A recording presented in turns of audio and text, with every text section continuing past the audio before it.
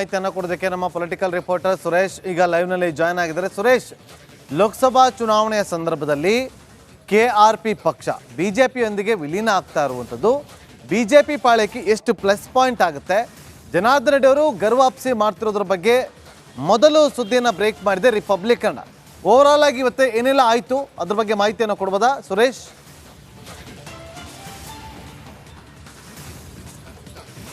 S Nagendra Babu, ನಿಜ ನೀವು ಹೇಳಿದಂತೆ ರಿಪಬ್ಲಿಕ್ ಕನ್ನಡ ಈ ತಿಂಗಳ ಹಿಂದೆನೇ ಈ ಸುದ್ದಿಯನ್ನು ಬ್ರೇಕ್ ಮಾಡಿತ್ತು. ಇದೇ ವಿಚಾರವಾಗಿ ನಿನ್ನೆ ಸುದೀರ್ಘವಾಗಿ ಅಂದರೆ ಜನಾರ್ದನ್ ರೆಡ್ಡಿ ಪಕ್ಷ ಸೇರ್ಪಡೆಯು ಬಹುತೇಕ ಖಚಿತ, ಜೊತೆಗೆ ಖಚಿತ ಅನ್ನೋದಕ್ಕಿಂತ ಹೆಚ್ಚಿನದಾಗಿ ಹೈಕಮಾಂಡಿನಲ್ಲಿ ಇದಕ್ಕೆ ಗ್ರೀನ್ ಸಿಗ್ನಲ್ ಸಿಕ್ಕಿದೆ ಅಂತಕ್ಕಂಥ ಒಂದು ಎಕ್ಸ್ಕ್ಲೂಸಿವ್ ಸುದ್ದಿಯನ್ನು ಕೂಡ ನಾವು ಪ್ರಸಾರವನ್ನು ಮಾಡಿದ್ವಿ. ಅದರಂತೆ ಇವತ್ತು ಅದಕ್ಕೆ ಮುಹೂರ್ತ ಕೂಡ ಬಂದಿರತಕ್ಕಂಥದ್ದು ನಾಗೇಂದ್ರ ಬಾಬು.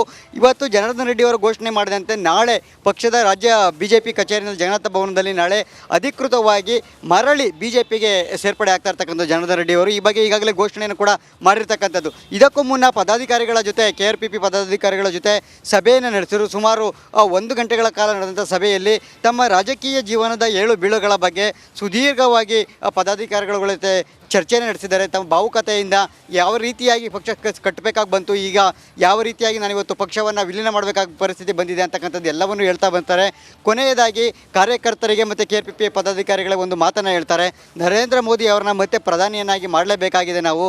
ಈಗ ನಿಟ್ಟಿನಲ್ಲಿ ಹೈಕಮಾಂಡ್ ನಾಯಕರು ನಮಗೆ ಆಹ್ವಾನವನ್ನು ಕೊಟ್ಟಿದ್ದಾರೆ, ಪಕ್ಷ BJPಗೆ ಬಂದು ಸೇರಿ ನೀವು ಪಕ್ಷವನ್ನು ಬಲಗೊಳಿಸಬೇಕು, ನಿಮ್ಮ ಅವಶ್ಯಕತೆ ಇದೆ ಅಂತ ಒಂದು ಆಹ್ವಾನ ಬಂದಿದೆ. ಹೀಗಾಗಿ ನಾನು ಹೋಗ್ತಾ ಇದ್ದೇನೆ, ನಿಮ್ಮೆಲ್ಲರ ಅಭಿಪ್ರಾಯ ಏನು ಅಂತ ಹೇಳಿ ಸಭೆಯಲ್ಲಿ ಕೇಳಿದಂಥ ಸಂದರ್ಭದಲ್ಲಿ ಎಲ್ಲರೂ ಕೂಡ ಹೌದು, ನರೇಂದ್ರ ಮೋದಿ ಅವರ ಕೈಗಳನ್ನು ಬಲಪಡಿಸಬೇಕಾಗಿದೆ, ಖಂಡಿತವಾಗಲೂ ಕೂಡ ನಿಮ್ಮ ಆಯ್ಕೆ ಸರಿಯಾಗಿದೆ, ಹಾಗೆ ನೀವು ಯಾವುದೇ ನಿರ್ಧಾರವನ್ನು ತೆಗೆದುಕೊಂಡರೂ ಕೂಡ ನಮ್ಮ ನಾಯಕರಾಗಿ ನೀವು ಅದಕ್ಕೆ ನಮ್ಮ ಸಂಪೂರ್ಣ ಸಹಮತ ಇದೆ ಅಂತ ಹೇಳಿ ಎಲ್ಲ ಪದಾಧಿಕಾರಿಗಳು ಮತ್ತು ನಾಯಕರು ಕೂಡ ಒಮ್ಮತದಿಂದ ಒಪ್ಕೊಂಡಿರ್ತಕ್ಕಂಥದ್ದು.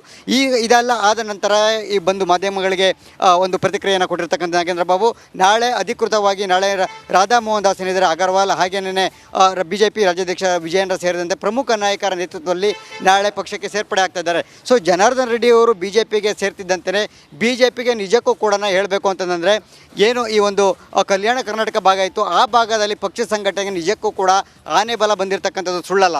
ಈ ಹಿಂದೆ ಕಳೆದ ವಿಧಾನಸಭಾ ಚುನಾವಣೆಯಲ್ಲಿ ಯಾವಾಗ ಜನಾರ್ದನ್ ರೆಡ್ಡಿ ಅವರು ಪಕ್ಷವನ್ನು ಕಟ್ಟಿದ್ರು ಆಗ ಒಂದಷ್ಟು ಮತಗಳ ವಿಭಜನೆಯಿಂದಾಗಿ ಕಲ್ಯಾಣ ಕರ್ನಾಟಕ ಭಾಗದಲ್ಲಿ BJP ಅಭ್ಯರ್ಥಿಗಳಿಗೆ ಹಿನ್ನಡೆಯಾಗಿತ್ತು. ಆದರೆ ಈ ಬಾರಿ ಲೋಕಸಭಾ ಚುನಾವಣೆಯಲ್ಲಿ ಭಾಳ ದೊಡ್ಡ ಮಟ್ಟದ ಪ್ಲಸ್ ಆಗುತ್ತೆ ಅಂತ ಹೇಳಿ ರಾಜಕೀಯ ಲೆಕ್ಕಾಚಾರಗಳು ಹೇಳ್ತಾ ಇರ್ತಕ್ಕಂಥದ್ದು Nagendra Babu. Okay, thank you Suresh ನಿಮ್ಮೆಲ್ಲ ಮಾಹಿತಿಗಾಗಿ.